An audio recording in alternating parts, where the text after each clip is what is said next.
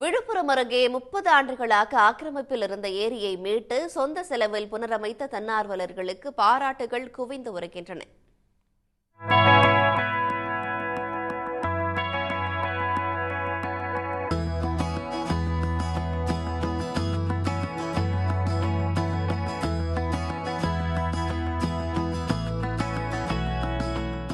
கோலியனூரில் 37 acre பரப்பில் அமைந்துள்ள ஏரியை சுற்றி நிலம் வைத்துள்ள விவசாயிகள் கொஞ்சம் கொஞ்சமாக ஆக்கிரமித்து விவசாயம் செய்து வந்துள்ளனர். இதனால் ஏரியின் எல்லை சுருங்கியதால் அப்பகுதியில் நிலத்தடி நீர்மட்டம் குறைந்து விவசாயமும் பாதிக்கப்பட்டது.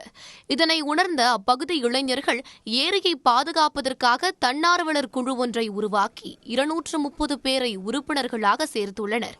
அந்த தன்னார்வலர்களின் விடாமுயற்சியால் 5 ஆண்டுகளாக நடைபெற்று வரும் புனரமைப்பு பணிகள் தற்போது நிறைவடையும் தருவாயில் உள்ளன. பல்வேறு தரப்பினரின் ஊக்கப்படுத்துதல் மற்றும் உந்துதல் பெரும் வழிகாட்டுதலாக அமைந்ததாக தன்னார்வலர்கள் கூறினர்.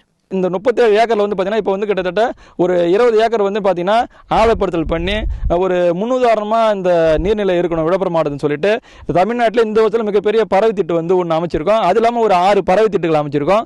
அப்புறம் பார்த்தீங்கன்னா குறுங்காடுகள் அமைச்சிருக்கோம். அகழிகள் மெத்தடில் அந்த அகழிகள் மெத்தடில் குறுங்காடுலாம் அமைச்சிருக்கோம். இந்த திட்டம் அனைவரது பங்களிப்புடன் 28 லட்சம் ரூபாய் நிதி திரட்டி தூர்வாரும் பணிகள் செயல்படுத்தப்பட்டதாக தன்னார்வலர்கள் தெரிவித்தனர்.